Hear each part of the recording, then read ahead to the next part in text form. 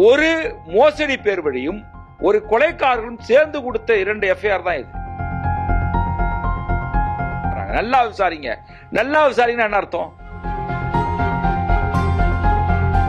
இந்த மாதிரி தனிப்படை நேற்று அறிவிக்கிறாரு டிஜிபி, அங்கீகரிக்கப்படாத படை இனிமேல் சிறப்பு படை இருக்காது. இது என்ன பேர் அங்கீகரிக்கப்படாதயா?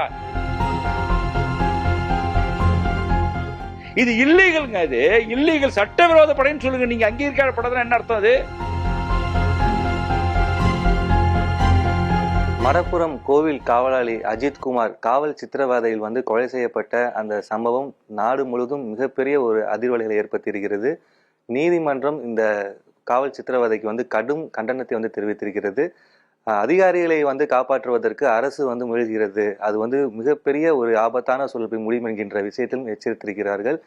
தற்பொழுது இந்த வழக்கு தனி நீதிபதியுடைய விசாரணையில் தற்பொழுது விறுவிறுப்பாக நடைபெற்று வரக்கூடிய சூழலில் இந்த அஜித்குமாருடைய இந்த காவல் சித்திரவதை வழக்கினுடைய பின்னணிகள், அதோடைய அடுத்த கட்ட முன்னேற்றங்கள் குறித்து விரிவாக பேசுவதற்கு மதுரை எவிடன்ஸ் அமைப்புடைய இயக்குனர் கதிர் சார் இருக்காரு. அவர்கிட்ட சில விஷயங்கள் நம்ம கேட்கலாம்.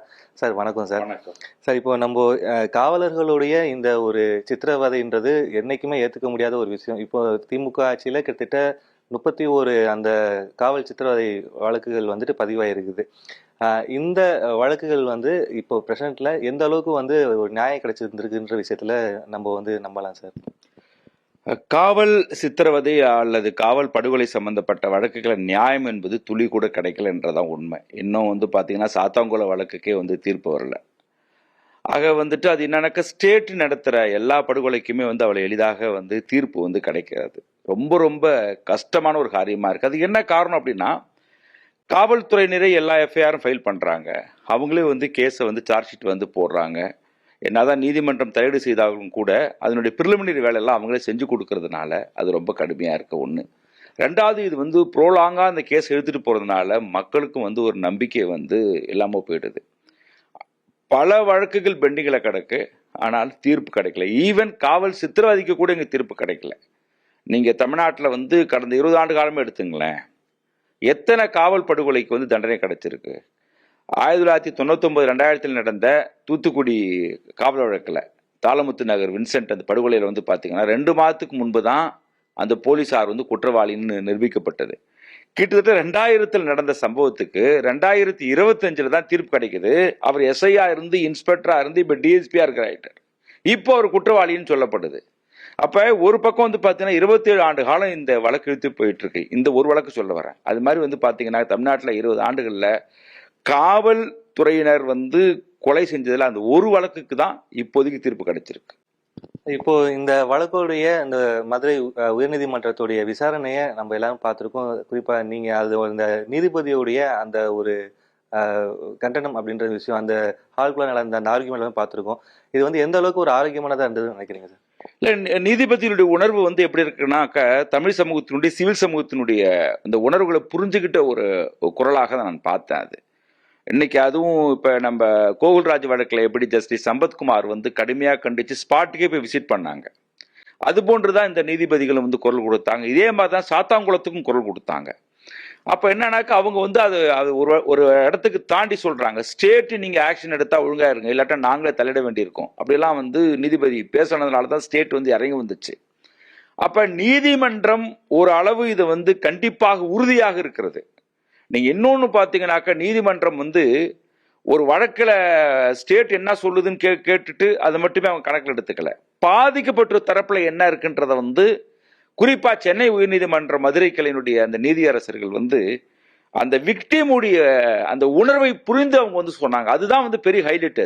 அதுதான் இன்னைக்கு அது ஒரு பெரிய விவாதமா மாறிச்சு. அவங்க சொன்ன பிறகுதான் தமிழ்நாடு அரசு இறங்கி வந்தாங்க. அப்ப ஆனால் என்ன ஒரு சிக்கல் இருக்குன்னா, இதே நீதிபதிகள் இதே அமர்வில் இருப்பாங்கன்னு சொல்ல முடியாது. அடுத்த 6 மாசத்திலேயோ 1 மாசத்திலேயோ 1 வருஷத்திலேயோ அவங்க வேற ஒரு இடத்துக்கு மாற்றப்படலாம், இல்லை ரிட்டையர் கூட ஆகலாம். அடுத்து வருகின்ற நீதிபதிகள் என்னவாகும் அப்படின்னா, இந்த வெப்பம் இருக்கு பாத்தீங்களா, இந்த சூடு அப்படியே இருக்குமான்னு தெரியல. அதனாலதான் நான் என்ன சொல்ல வரேன் அப்படின்னா, காவல் கொலை அப்படின்ற சித்திரவதைகளுக்கு நேஷனல் போலீஸ் கமிஷன் என்ன சொல்லியிருக்காங்கன்னா, 4 மாதங்களே தீர்ப்பு கொடுங்கன்றாங்க, ஸ்பீடி ட்ரையல் நடத்தி. இப்ப இந்த வழக்குக்கெல்லாம் 3 மாதத்துல சார்ஜ் ஷீட் போட்டுற முடியும். 3 மாதம் 90 நாள் எடுத்துக்கலாம். அடுத்த 3 மாதங்கள் நடத்தி இதை தீர்ப்பு கொடுத்துட முடியும். இது வந்து ஒவ்வொரு நாளும் நடத்தி இந்த மாதிரியான விசேஷமான ஸ்டேட்டுடைய படுகொலையை மட்டுமே இந்த ஸ்பீடு ட்ரையல் நடத்தினாங்கன்னா ரொம்ப கால சிறந்ததா இருக்கும். அதே மாதிரி இப்போ வந்து என்னன்னா தமிழக அரசு வந்து இந்த வழக்கை வந்து ஃபர்ஸ்ட் சிபிசிஐடிக்கு மாத்தினாங்க. அதுக்கப்புறம் பெரிய அழுத்தங்கள் வந்தனால வந்து சிபிஐக்கு வந்து மாத்திருக்காங்க. இப்போ சிபிஐ ரோல் வந்து இந்த வழக்குல எந்த அளவுக்கு ஸ்பீடப்பா இருக்கும்னு நினைக்கிறீங்க? சிபிஐ ரோல் வந்து இவங்க என்னன்னாக்கா தமிழ்நாடு அரசு ஒரு தந்திரம் பண்ணுவாங்க. நாங்க சிபிஐக்கு மாத்திட்டோம், சிபிஐ எப்படி நடத்துவாங்க அது எங்களுக்கு தெரியாதுன்றது கூட அவங்க ஜகா வாங்குறதுக்கு வாய்ப்பு இருக்கு. அப்ப கவர்மெண்ட் நினைச்சா என்ன பண்ணலாங்கன்னா, இது ஸ்பெஷல் கேஸா இருக்கு, போலீஸ் வந்து இன்வால்வ் ஆயிருக்காங்க, ஸ்டேட் இன்வால்வ் ஆயிருக்காங்கன்னு சொல்லிட்டு இவங்களே வந்து சிபிஐக்கு ரெக்வஸ்ட் பண்ணி எங்களுக்கு வந்து 3 மந்த்ல வந்து சார்ஜ் ஷீட் கொடுத்துருங்கன்னு சொல்ல வரலாம். 1. 2 இல்லாட்டினா நீதிமன்றமே என்ன பண்ணலாம்னா, சிபிஐக்கு மாற்றப்பட்டிருக்குல்ல, நீங்க 90 நாள்ல எங்களுக்கு குற்றப்பத்திரிகை கொடுங்கன்றது அவங்களும் அழுத்தம் கொடுக்கலாம். அப்ப நீதிமன்றம் அழுத்தம் கொடுக்கணும், தமிழக அரசு அதுக்கான வேலை செய்யணும். தமிழ்நாடு முதலமைச்சர் சொல்லியிருக்கிறாரு, சிபிஐ விசாரணைக்கு நாங்க முழு ஒத்துழைப்பு கொடுப்போம் இருக்கிறார். அப்ப முழு ஒத்துழைப்பு என்பது என்னன்னா, இந்த மாதிரி வேலையை செய்யணும். அவங்க எப்ப வேணாலும் ஆரம்பிப்பாங்க. ஏன்னா இது ஒரு தந்திரம் இருக்கு. ஆல்ரெடி நிறைய வழக்குகள் சிபிஐல பெண்டிங்ல கிடக்கும். அப்ப அவங்க அந்த வருஷ பிரகாரம் வர மாதிரி தான் பார்ப்பாங்க. ஆனால் இது என்னன்னாக்க ஸ்டேட்டுடைய படுகொலை, இது ஸ்டேட்டுடைய போலீஸ் ஆபீசர் படுகொலை. அப்ப இதுக்கு வந்து ஒரு முன்னுரிமை கொடுத்து இதை வேகமாக விசாரணை பண்ற நிலைமைக்கு இந்த கேஸ் எடுத்துட்டு போகணும். அதுக்கு தமிழக அரசு அந்த முன்னெடுப்பு எடுக்கணும். இப்போ இதே மாதிரி இப்போ இந்த கேஸோடைய ஃபர்ஸ்ட் அந்த எஃப்ஐஆர் அப்படின்ற விஷயம் நம்ம வந்து பார்த்தோம் அப்படின்னா, காவலர்கள் அந்த தனிப்படையில் இருக்கக்கூடிய ஒருத்தரே வந்து புகார் கொடுத்து அது புகார் அடிப்படையில் ஒரு வழக்கு பதிவு பண்ணாங்க. அந்த வழக்கில் அவங்க வந்து ஒரு விஷயத்தை கீழே மென்ஷன் பண்ணுறாங்க. அஜித்குமார் வந்து தப்பிச்சு ஓடும்போது கீழே விழுந்தனால வலிப்பு ஏற்பட்டு உயிரிழந்திருக்காரு. இந்த வழக்குடைய அந்த ஃபர்ஸ்ட் அந்த எஃப்ஐஆர் காப்பியோடைய அந்த விஷயத்தை எப்படி நீங்க பாக்குறீங்க? அந்த எஃப்ஐஆர் மிகப்பெரிய ஒரு அயோக்கியத்தனமான எஃப்ஐஆர். நீங்க அந்த எஃப்ஐஆரும் சரி, நிகிதா கொடுத்த அந்த அம்மையார் கொடுத்த எஃப்ஐஆரும் ஒரே ஆள் தான் எழுதியிருக்கிறார். ஒரு எஃப்ஐஆருடைய கண்டென்ட்டை பார்த்தே தெரிஞ்சிடும் எவ்வளவு வீக்கான ஒரு எஃப்ஐஆர்னு தெரியும். அதுல என்ன சொல்லப்பட்டிருக்காங்கன்னா, அவங்களே வாய விடுறாங்க. நாங்க தப்பிச்சு வெளியே வந்து அவர் வந்து பொருள் எடுத்து வச்சிருக்கேன்னு சொன்னாரு, அங்க தேடி பார்த்தோம் கிடைக்கல, இருந்தாலும் நீங்க என்ன விசாரிங்கன்னு சொன்னாங்க எங்க மேலதிகாரின்றதையும் மென்ஷன் பண்றாங்க. நல்லா விசாரிங்க. நல்லா விசாரிங்கன்னா என்ன அர்த்தம்? அப்ப இதுல என்ன ஒரு கொடுமைனாக்க, கொலைக்காரர்களே புகார்தாரரா இருந்திருக்கான், கொலைக்காரர்களே புகார்தாரரா இருந்திருக்கிறான். அந்த ஒரு ஃப்ராடு பிடிச்ச ஒரு அம்மணி, பல குற்றச்சாட்டு உள்ள அம்மணி, அதுக்கு முன்னாடி உள்ள ஒரு புகார்தாரரா மாறி இருக்காங்க. அப்ப என்னவா இருந்திருக்குன்னா, ஒரு மோசடி பேர் வழியும் ஒரு கொலைக்காரர்களும் சேர்ந்து கொடுத்த 2 எஃப்ஐஆர் தான் இது. இப்போ அந்த நிகிதா அவங்களுடைய முன்கதையில பார்த்தோம்னா மிகப்பெரிய ஒரு மோசடி பேர் வழி அப்படின்றது வந்து பல ஸ்டேஷன்ல வந்து வழக்குகள் பதிவாயிருக்கு. இப்போ அவங்க கொடுத்துருக்கக்கூடிய அதுதான் முதல் முகாந்திரம், அந்த நகை காணோம் அப்படின்ற அந்த விஷயம் தான் முதல் முகாந்திரம். அது எந்த அளவுக்கு வந்துட்டு ஒரு உண்மையா இருக்கும் அப்படின்னு நினைக்கிறீங்க? இல்லங்க, அந்த பையன் இன்னசென்ட், 100% அந்த பையன் இன்னசென்ட். அந்த பையன் வந்து நகையெல்லாம் திருடல. நகைன்னு ஒண்ணு திருடப்பட்டதா என்பதே இன்னைக்கு நம்ம முன்னாடி இருக்கக்கூடிய மிகப்பெரிய ஒரு கேள்வி. நீங்க ஒரு போலீஸா ஒரு கம்ப்ளைண்ட் ரிசீவ் பண்றாங்க பாத்தீங்களா விசாரணைக்கு, அதுல வந்து மிகப்பெரிய ஒரு ஹீனியஸ் கிரைம் ஒன்று இருக்குன்னு பாருங்க, அதுக்கு வேணா துரிதமான இது நடத்தலாம். இது ஒரு திருட்டு வழக்குக்கு ஒரு தனி சிறப்பு படை அனுப்புவாங்களாம். அவங்க வந்து ஒரு டெம்போ வேன்ல வருவாங்களாம். அந்த டெம்போ வேன் வந்து ஒரு கூலிப்படை மாதிரி இருக்குமா, அதுல வந்து லுங்கி கட்டிக்கிட்டு ட்ராக் பேண்ட் போட்டு டிஷர்ட் போட்டுட்டு ஒரு பையனை வந்து எப்படி இந்த ரவுடிகள் வந்து கூலிப்படை வச்சுக்கிட்டு ஒரு வேன் தனியார் வேன் வச்சு அடிச்சிருப்பாங்களா, அந்த மாதிரி வந்து சிஸ்டம் இருக்கு. அப்ப இது எல்லாம் விசாரணை முறையே கிடையாது. நான் என்ன கேட்க வரேன் அப்படின்னாக்க, ஒரு நியாயமான விசாரணை அப்படின்னாக்க நீங்க எப்படி பண்ணணும்? திருபுவனம் ஸ்டேஷன்ல எஃப்ஐஆர் ஃபைல் பண்ணப்பட்டிருக்கு, அந்த போலீஸார் தான் விசாரணை பண்ணணும். நீ எதுக்கு உள்ள வர? அப்ப உன்னை எதுக்கு உள்ள அனுப்புறாங்க? அப்ப திருபுவனம் போலீஸ் ஆபீஸுக்கு வந்து அங்க விசாரிக்கிற திறன் கிடையாதா? அவரை விட நீங்க என்ன 5 பேரும் கூலிப்பட மாதிரி வந்தா நீங்க உங்களுக்கு என்ன புலனாய்வு திறமை இருக்கா? இது எல்லாம் இங்க முன்னாடி இருக்கக்கூடிய கேள்வி. புலனாய்வு என்பது என்னன்னாக்க, சயின்டிபிக்கா இருக்கணும், சைக்காலஜி ரீதியா இருக்கணும், லீகலா இருக்கணும். ஒரு புகார்தாருடைய புகார் உண்மைத்தன்மை இருக்கா என்பதை கண்டுபிடிக்காதனால என்ன போலீஸ்காரன் கேட்கிறேன் நானே. அதே மாதிரி தானே இப்போ இந்த சித்திரவதை வழக்கு அப்படின்ற ஒரு புறம் போயிட்டு இருக்கும்போது, இதே காலகட்டத்தில் ஒரு 6 மாசத்துக்கு முன்னாடி தேனி மாவட்டத்தில் தேவதானப்பட்டியில் ஒரு பழங்குடி இளைஞர் வந்து காவல் நிலையத்துக்குள்ளார அது அது வந்து காவல் வளாகத்துக்குள்ளாரையே இருக்க சிசிடிவி கேமரால வந்து ஒரு காட்சிகள் பதிவாயிருக்கு. அந்த காட்சியில் நம்ம எல்லாம் பார்த்துருக்கோம். அவர் வந்து கடுமையாக அந்த இடத்துல சித்திரவதை பண்றாங்க. அப்போ ஒவ்வொரு காவல் நிலையங்களையும் இதான் நிலைமையா இருக்கா? தமிழ்நாட்டில் இருக்கக்கூடிய 1600 காவல் நிலையங்களும் என்னை பொறுத்தவரை டார்ச்சர் சென்டர் தான், சித்திரவதை கூடாரங்கள் தான். சித்திரவதை என்பது என்னன்னாக்கா பிசிக்கலா அடிக்கிறது, காயப்படுத்துறது மட்டுமில்ல, அபியூஸா பேசுறது, மரியாதை குறிக்காம நடக்கிறது, ஆபாசமா பேசுறது, இது எல்லாமே இருந்தாலே அது வந்து சட்டத்துக்கு முரணானதான். நேஷனல் போலீஸ் கமிஷன் வந்து 1979 வந்துட்டு என்ன பண்றாங்கனாக்க சில வழிகாட்டு நெறிமுறைகளை சொல்றாங்க. கண்ணியத்தோடு நடந்துக்கணும்ன்றாங்க. மக்களிடம் கண்ணியத்தோடு இருக்கணும்ன்றாங்க. போலீஸ் மேல இது மாதிரி புகார் வந்துச்சுன்னா இமிடியேட்டா அதை வந்து எஃப்ஐஆர் ஃபைல் பண்ணி 4 மாதத்தில் திருப்பி கொடுக்கணும்னு சொல்லிட்டு நேஷனல் போலீஸ் கமிஷன் சொல்லப்பட்டிருக்கு. அப்ப இவங்க எல்லா போலீஸ் ஸ்டேஷன்ல என்ன இருக்குன்னா வெறும் இங்க ஒரு சிக்கல் இருக்குங்க. மொத்தம் வந்து 1600 போலீஸ் ஸ்டேஷன் தமிழ்நாட்டில் இருக்கு. 1,40,000 போலீஸ் இருக்காங்க. இன்வெஸ்டிகேஷன் ஆபீசர் வந்து 2000 பேர் தான். ஆனா கேஸ் ஃபைல் பண்றது பாத்தீங்கன்னாக்க கிட்டத்தட்ட வந்துட்டு 3,45,000 கேஸ் வந்து ஒரு வருஷம் ஃபைல் ஆகுது. அப்ப 2000 போலீசார் வந்து இவ்வளவு கேஸ் ஃபைல் விசாரணை பண்றதுக்கு எவ்வளவுனாக்க ஒரு விசாரணை அதிகாரி 245 கேஸ் எடுத்து நடத்துறான். ஆனா இன்டர்நேஷனல் லெவலில் என்ன சொல்றாங்கன்னா 18 இருந்து 23 கேஸ் எடுத்து தான் விசாரணை பண்ண முடியுன்றாங்க. இவங்க 245 கேஸ் எடுத்து நடத்துறதுனால இவன் இந்த விசாரணை டெக்னிக்கல் எதுவுமே தெரியாம இவங்களுக்கு தெரிஞ்சதெல்லாம் லெத்தியை கொண்டு அடிச்சா உண்மையை சொல்லுவான், சித்திரவதை பண்ணா உண்மையை சொல்லுவான், கொன்னா உண்மையை சொல்லுவான். இப்ப பாருங்க இந்த கேஸ்லயே எடுத்துக்கிட்டு அஜித்குமார அடி தாங்க முடியாம வலி தாங்க முடியாம அந்த வலியிலிருந்து கொஞ்சம் விடுபடலான்னு சொல்லிட்டு தான் அவன் என்ன பண்றான், கோயில் இருக்குன்றான். உண்மையாலுமே இந்த கொலை என்ன கொலை தெரியுங்களா? கோவில்ல நடந்த படுகொலை இது. கோவில்ல நடந்த போலீஸ் படுகொலை இது. இப்ப எல்லா இடங்களும் சொல்ற பாருங்க, இது நடந்த காளியம்மன் கோவில்ல அந்த பையன் ஏதோ நம்பிக்கையில வந்திருப்பான், என்ன யாராவது காப்பாத்துவாங்க இல்ல இந்த வலி. அப்ப அடிச்சா உண்மையை சொல்றான் பாத்தீங்களா? இவன் வலி பொறுக்க முடியாம தான், காயம் பொறுக்க முடியாம அங்க இருக்குன்னு அவன் பொய் சொல்லியிருக்கான். உண்மையை சொல்ல பொய் சொல்லியிருக்கான். இப்போ வந்து மற்ற நாடுகளெல்லாம் பார்த்தோம் அப்படின்னா இந்த மாதிரியான ஒரு ஒரு வழக்குல வந்து ஒரு சந்தேகத்தின் பேர்ல ஒருத்தரை உள்ள கூட்டு போறாங்க விசாரணைக்கு அப்படின்னா அவங்கள வந்து அவங்க ட்ரீட் பண்ற விதம்ன்றது அவங்களுக்கு உண்டான ஒரு முழு சுதந்திரன்ற விஷயம் வந்து இருக்கு. அவங்க வந்து தொலைபேசி மூலியமா வெளியில வக்கீல கூப்பிடலாம், அவங்க நல்லா வந்து உங்களுடைய சொந்தக்காரங்களுக்கு பெற்றோர்களுக்கு கூப்பிடலாம், அவங்களுக்குன்னு உண்டான எல்லாம் ஒரு கண்ணியமா நடத்துறாங்க, முழு உரிமை அவங்களுக்கு இருக்கு. அதே மாதிரி விஷயம் வந்து இப்போ நம்ம தமிழ்நாட்டுல ஒரு வழக்குல ஒரு விசாரணைக்காக ஒருத்தவங்களை உள்ள கூட்டு போறாங்க அப்படின்னா அவருக்கு என்னெல்லாம் வந்து உரிமைகள் இருக்கு? காவலர்கள் கவனிக்க வேண்டிய 11 கட்டளைன்னு இருக்குங்க. டிகே பாஸ் வெஸ்ட் பெங்கால் ஜட்ஜ்மெண்ட்ல ஜஸ்டிஸ் ஏஎஸ் ஆனந்தும் குல்பீர் சிங்கும் கொடுத்த தீர்ப்புல 1997 சொல்றாங்க யூனிஃபார்ம் போட்டுட்டு தான் ஒரு போலீஸார் வரணுன்றாங்க. இதுல 5 பயல்களும் 6 பயல்களும் யூனிஃபார்ம் போடல. அதுக்கப்புறம் நேம் பேஜ் இருக்கணும்ன்றாங்க. அதுக்கப்புறம் வந்து பாத்தீங்கன்னா கஸ்டடி மெமோ தயாரிக்கணும். யார் கொடுத்த புகாரின் அடிப்படையில் எந்த காவல் நிலையத்தில் வழக்கு ஃபைல் பண்ணப்பட்டிருக்கு, என்ன கிரைம் நம்பர், என்ன செக்ஷன் என்றதை கையெழுத்து வாங்குறது மட்டும் இல்லாம குடும்ப உறுப்பினரோட கையெழுத்து வாங்கணுன்றாங்க. அது மட்டும் குடும்ப உறுப்பினர் கையெழுத்து மட்டும் வாங்காம பத்தாது, அந்த ஊர்ல இருக்கிற முக்கியஸ்தரோட கையெழுத்து வாங்கணுன்றாங்க. கைது பண்ணப்பட்டவர் வெளிமாநிலத்திலே வேறு மாவட்டத்திலே கைது பண்ணப்பட்டதா 12 மணி நேரத்துக்குள்ள வீட்டுக்கு இன்ஃபார்ம் பண்ணணுன்றாங்க. கைது பண்ண உடனே 24 ஹவர்ஸ்க்கு நீதிமன்றத்தில் ஒப்படைக்கணுன்றாங்க. அவர் தேவைப்பட்ட வழக்கறிஞர் வச்சுக்கலாம்னு சட்டத்தில் சொல்லப்பட்டிருக்கு. இப்படி எல்லாம் உரிமை இருக்குன்றது அவர்கிட்ட எடுத்து சொல்லணும்ன்ற சொல்லப்படுது. இல்ல ஏதாவது கடைபிடிச்சிருக்காங்களா? தமிழ்நாட்டில் இருக்கக்கூடிய இது உச்ச நீதிமன்றத்துடைய வழிகாட்டல்கள். இப்ப நீங்க வெளிநாடுகள்ல வந்து ஒரு விசாரணை பண்றாங்க அப்படின்னா அவங்களை சித்திரவதை பண்ண மாட்டாங்க, அடிக்க கூடாது, மேல கைய வைக்க கூடாதுங்க. இந்தியன் கான்ஸ்டிடியூஷன்ல இருக்கு. ஆர்டிகல் 20 என்ன சொல்றதுன்னா குற்றம் சாட்டப்பட்ட ஒருவரை அவருக்கு எதிராக சாட்சியம் அளிக்க அவர் வற்புறுத்தக்கூடாதுன்னு இருக்கு. இப்போ நீங்க குற்றம் சாட்டப்பட்டிருக்கீங்கன்னா நீ தான் செஞ்சுன்னு சொல்லுன்னு அவர் வற்புறுத்தக்கூடாதுன்னு கான்ஸ்டிடியூஷன் சொல்லப்பட்டிருக்கு. அதை கண்டுபிடிக்கிறதுக்கு தான் வந்து நீங்க சயின்டிபிக்கா இருக்கணும். அந்த அந்த இன்னைக்கு இருக்கக்கூடிய எவிடன்ஸ் வந்து அவ்வளோ இருக்கு, டிஜிட்டல் எவிடன்ஸ் இருக்கு, ஈஸியா கண்டுபிடிக்க முடியும். உனக்கு என்ன காரணம் என்னன்னாக்கா இதுல எல்லாம் கரப்ஷன், இது அம்முட்டு கரப்ஷனு.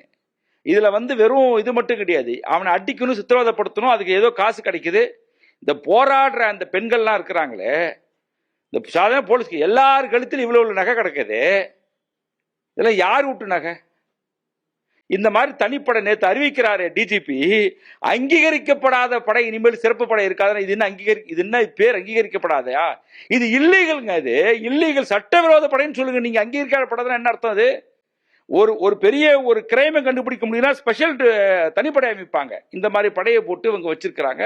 ஸோ இது எல்லாமே சிஸ்டம் வந்து இவங்க இல்லீகலாக தான் நடந்திருக்கு. அதனுடைய விளைவுதான் இது. இப்போ அதே மாதிரி இந்த வழக்குல வந்து முக்கிய சாட்சி அப்படின்னு சொல்லி பார்த்தோம்னா அந்த கோயிலில் வேலை பார்க்கக்கூடிய பணியாளர் சக்தீஸ்வரன் அப்படின்றவர். அவர் தான் அந்த ஒரு சின்ன ஒரு 30 செகண்ட் அந்த வீடியோ, அந்த காவலர்கள் வந்து கடுமையாக தாக்கக்கூடிய வீடியோ வந்து எடுத்தது அவர் தான். அதை அவர் வந்து அவருடைய பணியுடைய பொறுப்பையும் மீறி ஒரு மனிதாபித்தனமா அது ஒரு மனசாட்சி உட்பட்டு நீதிமன்றத்தில் வந்து அந்த வீடியோ வந்து சமர்ப்பிச்சிருக்காரு. இப்போ அவருக்கு வந்து மிகப்பெரிய ஒரு உயிருக்கு வந்து ஒரு அச்சுறுத்தல் இருக்கு அப்படின்னு சொல்லி அவர் வந்து சொல்லியிருக்காரு. அதாவது அந்த கைது செய்யப்பட்ட காவலர்கள்ல ராஜா அப்படின்ற ஒரு காவலர் வந்து சரித்திர பதிவேடு குற்றவாளிகளோட நேரடியாக அவர் வந்து கான்டாக்ட் இருக்காரு. எனக்கு வந்து அவங்க மூலியமா எனக்கு பெரிய இருக்கு. எனக்கும் என்னுடைய ஃபேமிலிக்கும் பெரிய ஒரு ஒரு ஒரு ஒரு அச்சுறுத்தல் இருக்கு. ஆனா எனக்கு வந்து ஒரு பாதுகாப்பு குடுக்கணும் அப்படின்ற விஷயத்துல நிக்கிறாரு. இப்போ இந்த மாதிரியான வழக்குகள்ல வந்துட்டு சாட்சி வரக்கூடிய அந்த நபர்களுக்கு எந்த அளவுக்கு வந்து அழுத்தங்கள் வரும்? யார் யார் மூலியமா அழுத்தங்கள் வரும்? அப்படின்ற விஷயத்த கொஞ்சம் சொல்லுங்க. விக்டிம் வந்துங்க ரொம்ப முக்கியங்க. இவன் விட்னஸ்ங்க. இதை எவ்வளோ பெரிய ஏங்க ஒரு ஒரு படுகொலை ஊரே தமிழ்நாடே கொந்தளிக்குது.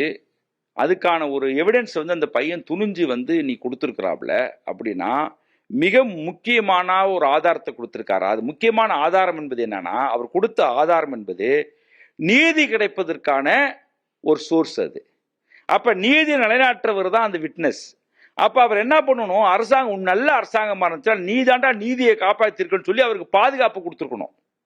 இப்ப நீதிமன்றம் என்ன செய்யணும் அப்படின்னா அவருக்கு ஸ்பெஷல் போலீஸ் பாதுகாப்பு மட்டும் இல்லாம அவர் மேல சின்ன மிரட்டல் நடந்தாலோ யாராவது தொலைபேசியிலையோ இல்ல பேச்சுவார்த்தையிலையோ இல்ல பொய் வழக்கு யாராவது பதிவு பண்ணாலும் அவங்களை இம்மிடியட்டா கைது பண்ணி ரிமாண்ட் பண்ண, அது பொலிட்டிக்கல் பார்ட்டியா இருந்தாலும் சரி போலீஸா இருந்தாலும் சரின்றத ஒரு ஸ்பெஷல் உத்தரவு போடணும்ன்றத நான் சொல்ல வருவேன். நான் இப்ப என்னென்ன வழிகாட்டு முறை இருக்கு அப்படின்னா இங்க வந்து விக்டிமுக்கான ஒரு பாதுகாப்புக்கு ஒண்ணுமே இல்லை, சிஸ்டம் இல்லைங்க. ஏற்கனவே உச்ச நீதிமன்றம் வந்து 2018 வந்து தீர்ப்பெல்லாம் கொடுத்துருக்காங்க. விக்டிம் ப்ரொடெக்ஷனுக்கு வந்து ஒவ்வொரு மாவட்டத்திலையும் வந்து நீங்க என்ன ஆரம்பிக்கணும்னாக்கா அவங்களுக்கான தங்க வைக்கிறதுக்கான மையம் இருக்கணும்ன்றாங்க. ஏற்கனவே NHRC சொல்லுது, national human rights commission victim witness protection ப்ரோக்ராம்னே சொல்லப்படுது. சாட்சிகள் பாதிக்கப்பட்டதற்கான திட்டங்கள் தனியா தேவைன்னு சொல்லப்பட்டிருக்கு. அப்ப இப்ப தென் மாவட்டங்களில் வந்து பாத்தீங்கன்னாக்கா ஒரே ஒரு இடத்துல தான் அந்த மையம் இருக்குன்றாங்க, அந்த கரூர் மாவட்டத்தில், மற்ற இடத்துல கூட இல்லைன்றாங்க. அப்ப இந்த மாதிரியான குறிப்பா நீங்க ரெண்டு பாருங்க, பெண்களுக்கான ஒரு வயலேஷனுக்கு விட்னஸ் இருப்பாங்க, குழந்தைகளுக்கு இருப்பாங்க, அதுக்கப்புறம் எளிய மக்களுக்கான இவங்க இருப்பாங்க. ஆனா இந்த விட்னஸ் யார் தெரியுங்களா? காவல் வன்முறைக்கு ஸ்டேட்டுடைய பயங்கரவாதத்தை வந்து துணிஞ்சு சொன்ன விட்னஸ். அதனால இந்த பையனுக்கு தான் இந்த மாதிரியான சாட்சிகளுக்கு தான் வந்து கூடுதல் பாதுகாப்பு கொடுக்கணும். இதை வந்து அவருக்கு ஏதாவது ஒண்ணு நடந்துச்சுன்னா அரசு பொறுப்பேற்றுக்கணும். அவர் மிரட்டப்பட்டாலும் காரணம் அரசு தான், அவர் கைது செய்யப்பட்டாலும் காரணம் அரசு தான். அதனால நீதிமன்றம் இப்ப இவங்களை நம்ப முடியாது. நீதிமன்றம் என்ன பண்ணும், இல்லைன்னா NHRC போன்ற மனித உரிமை ஆணையம் என்ன பண்ணும்னா அவருக்கு வந்து ஒரு கன்மேன் உள்ள ஒரு போலீஸை வந்து கண்டிப்பா போடணும். ஒண்ணு. ரெண்டு வந்து நான் என்ன சொல்லுவேன் அப்படின்னாக்கா, அதுவும் தமிழ்நாடு போலீஸ் போடக்கூடாது, கன்மேன் கூட வேறு மாவட்டத்துக்கு போட்ட போலீஸ் தான் கொஞ்சம் பாதுகாப்பா இருப்பாங்க. ஒன்று செய்யலாம். இல்லாட்டினா துப்பாக்கி லைசன்ஸ் வச்சு கொடுக்கணும், அந்த மாதிரி பண்ணணும். இல்லாட்டினா அவருக்கு வந்து எப்போதும் வந்து எந்த பொய் வழக்கு இல்லாம அவரை பாதுகாத்துக்கிறதுக்கான செயல் திட்டங்கள் ஈடுபடணும். இது செஞ்சாதான் வந்து அவர் பாதுகாக்கப்படுவார். இப்போ வந்து காவலர்களுடைய மனநிலைமை வந்து இப்போ எப்படி இருக்கும்? ஏன்னா இப்போ வந்து மேலதிகாரி தரப்புல இருந்துட்டு பல்வேறு ஒரு உத்தரவுகள் புதுசாக சொல்லியிருக்காங்க. அதே மாதிரி வந்து நைட்டு 7 மணிக்கு மேலே கஸ்டடின்ற விஷயம்லாம் இருக்கக்கூடாதுன்ற விஷயம்லாம் சொல்லியிருக்காங்க. இப்போ இந்த மாதிரியான ஒரு தளர்வுகள் வந்துட்டு இப்போ காவல் அப்படின்ற அந்த தமிழ்நாடு ஃபுல்லாக வந்துட்டு ஒரு விசேஷம் போகும்பொழுது இப்போ பணி செய்யக்கூடிய அந்த காவலர்களுடைய மனநிலைமை எப்படி இருக்கும்? காவலருடைய மனநிலை என்னன்னாக்க அவங்க மைண்ட் செட்லங்க 1861 தான் நம்ம போலீஸ் சட்டம், இங்க இருக்கிற போலீஸ் சட்டம், இது பிரிட்டிஷ் சட்டம் தான். இந்த சட்டம் முழுக்க என்ன அப்படின்னா ஒரு அதிகார மமதை. கையில வந்து தனக்கு கொடுக்கப்பட்டிருக்க லத்தியும் துப்பாக்கியும் போலீசாரை மக்களை பாதுகாக்கிறதுக்கு தான் கொடுக்கப்பட்டிருக்க தவிர அதை மக்களை கொல்வதற்கும் மக்களை அடிப்பதற்கும் இல்லை. அதனால வந்து அவங்க காவல் இதெல்லாம் இந்த சீர்திருத்தம் தேவைதான். இது அவங்க மனநிலை என்ன இருக்குன்றதெல்லாம் நம்மளுக்கு பிரச்சனை கிடையாது. நீ என்ன வேணா இருந்துட்டு போ, நீ அடிச்சு கொள்ற, நீ சித்திரவதை பண்ற, அப்போ உனக்கு யார் கடிவாளம் போடுறது? இந்த சிஸ்டத்துக்கு யார் கடிவாளம் போடுறது? நான் என்ன சொல்றேன், சீர்திருத்தம் இப்போ மனித உரிமைகள் பற்றி இப்போ காவலருக்கு பயிற்சி தேவைன்னு நம்ம பலமுறை சொல்கிறோம். நேற்று தான் முதலமைச்சர் என்ன சொல்கிறாருன்னா மனித உரிமையை சொல்லுங்கன்னு காவல்துறைக்கு சொல்கிறார். இதை நாங்கள் பல ஆண்டுகளாக கத்திட்டு கிடக்கிறோம். அவங்களுக்கு ஹியூமன் ரைட்ஸ் என்னன்னு தெரிய மாட்டேது, சமத்துவம் என்னன்னு தெரிய மாட்டேது, மக்களை கண்ணியமாக நடத்த மாட்டுறாங்க. அந்த மாதிரி வர்ற எங்கள் காவல் நிலையத்துக்கு வருகின்ற நாங்கள் ஒரு புகார் கொடுக்குறோங்கன்னா அவங்கள ரெஸ்பெக்ட் பண்ணி உட்கார வச்சு, அவன் படிக்காதவனா இருக்கலாம், அவனுக்கு வந்துட்டு வயதானவங்களா இருக்கலாம், ஏழையாக இருக்கலாம், மாற்றுத்திறனாளியாக இருக்கலாம், எந்த சாதியில் பிறந்தவனாக இருக்கலாம், அவன் புகார்னு வந்தானே உட்கார வச்சுக்கணும். அதே மாதிரி அவன் இன்னொருத்தர் மேலே வந்து புகார் சொல்கிறான் பாருங்க, குற்றச்சாட்டு வைக்கிறான்ல, அது உண்மையான அவனையும் என்ன பண்ண நேர்மையாக தான் விசாரிக்கணும். உங்களுக்கு அதுக்கு தான் உங்களுக்கு கொடுக்கப்பட்டிருக்கு. உங்களால் வந்துட்டு ரெண்டு விஷயம் தான். ஒன்று வந்துட்டு சட்ட ஒழுங்கு, இன்னொன்று புலனாய்வு. அப்போ அந்த புலனாய்வு கண்டுபிடிக்கிறவங்களுக்கு இந்த திறமையெல்லாம் இருக்கணும். இது ஆல்ரெடி சட்டத்தில் இருக்கு. இப்போ நீங்கள் ஏன் மேலே தங்க வைக்க கூடாதுன்னா ஏன் சொல்கிறாங்க அப்படின்னா இது சட்டத்தில் இருக்கிறது. அப்ப இதுவரை நீ சட்டத்தை ஃபாலோ பண்ணல அர்த்தம். இப்ப எப்படி வந்து இந்த சிறப்பு படையை கலைக்கப்படும் சொல்றியே, இதுவே சட்டவிரோதமானது. அப்ப சட்டத்துக்கு மீறி தான் சில விஷயம் செஞ்சிருக்கீங்க. இப்பதான் நீங்க சட்ட ரீதியா வாங்கன்னு சொல்லி என்ன பண்றீங்க, அழைப்பு விடுக்கிறீங்க. அவங்களுக்கான அதிகாரம் பறிக்கப்படல. சட்டத்தை மீறி நடந்த அந்த வன்முறைக்கு இப்ப செக் வைக்கப்பட்டிருக்கு. அவ்வளவுதான். அப்படிதான் நம்ம பார்க்கணும். இறுதியா ஒரு கேள்வினா, காவலர்கள் வந்து மக்களுடைய பக்கம் இருந்து மக்களுக்கு உண்டான ஒரு பணியாளராக இருக்கிறதுக்கு என்னெல்லாம் வந்து உடனடியாக செய்யணும்? முதல்ல போலீஸார் என்ன நடக்கணும்னா, போலீஸார் வந்து இங்க இருக்கிற சிஸ்டம் வந்து எலைட்டுக்கான காவல்துறையினரா இருக்கிறாங்க. இவங்க மக்களுக்கான காவல்துறையா இல்லை. இவங்க மக்களுக்கு சேவை செய்ய வந்தாங்களே தவிர அரசியல்வாதிக்கும் பணக்காரனுக்கு சேவை செய்ய வரல. ஒன்று. ரெண்டாவது, எல்லா காவல்துறையும் ஸ்டேட்டுடைய கைப்பொருளாக இருக்கு. அரசாங்கம் இப்ப நான் சொல்லல, ஏற்கனவே மத்திய உள்துறை அமைச்சகமும் Indian information of public opinion என்ற அமைப்பும் சேர்ந்து நடத்திய ஆய்வுல முடியல என்ன சொல்றாங்கன்னா, போலீஸுக்கு 2 குறுக்கீடு இருக்கு. ஒன்னு கரப்ஷன், இன்னொன்னு பொலிட்டிக்கல் இன்ஃப்ளூயன்ஸ்ன்றாங்க. ஊழலும், ரெண்டாவது வந்துட்டு அரசியல் குறுக்கீடும். இப்ப இந்த வழக்கிலே இந்த ஊழல்ன்றது நிகிதா, அரசியல் குறுக்கீடுன்றது போலீஸுடைய தந்திரம். இப்ப இதெல்லாம் ரெண்டும் இதுக்கு அப்படியே அவ்வளவு அழகா மேட்ச் ஆகுது பாருங்க. அப்ப நீங்க என்ன செய்யணும் அப்படின்னாக்க, போலீஸார் வந்து நிறைய காவல்துறை எண்ணிக்கை அதிகமாக்குங்க, மனித உரிமை சார்ந்த பயிற்சியை கொண்டு வாங்க, சயின்டிபிக் இன்வெஸ்டிகேஷனுக்கு அவங்களுக்கு வந்துட்டு ஸ்ட்ரென்தன் பண்ண பாருங்க, சைக்காலஜி இன்வெஸ்டிகேஷன் நடத்துறதுக்கான ஸ்ட்ரென்தன் பண்ண பாருங்க, நிறைய மையங்களை கொண்டு வாங்க. காவல்துறையின் மீது வருகின்ற புகார்களை மாவட்டந்தோறும் ஒரு கிரிவன்ஸ் கமிட்டி அந்த புகார்களை ரிசீவ் பண்ணி அதை வந்து 4 மாசத்துக்கு திருப்பி கொடுக்க பாருங்க. ரெண்டாவது வந்து காவல்துறையினர் வந்து உங்களுக்கு வந்து கண்டுபிடிக்க முடியலனாக்க, இப்ப இந்த சிக்கல் இருக்கு, ஒரு ஒரு ஒரு கொலை வழக்க பெரிய கண்டுபிடிக்கணும்னாக்க நிறைய தனிப்படை அமைங்க, அதுக்கு நிறைய நிதி ஒதுக்குங்க, அதெல்லாம் செய்யுங்க. அதை விட்டுட்டு நீங்க வந்து உங்க பட்ஜெட்டை கம்மியாக்கணும் அப்படின்றதுக்காக நீங்க சொல்ற வேலை செய்யற ஒரு போலீஸ்காரனா மட்டும் அவன் இருக்கணுன்றதுக்காக சுருக்கி பார்த்தீங்கன்னா உங்களுக்கு பாதிப்பில்லை, மக்கள் நாங்கள் கொல்லப்படுவோம். நான் இன்னொன்று தமிழ்நாடு முதலமைச்சர் ஒரு இது வைக்கிறேன்.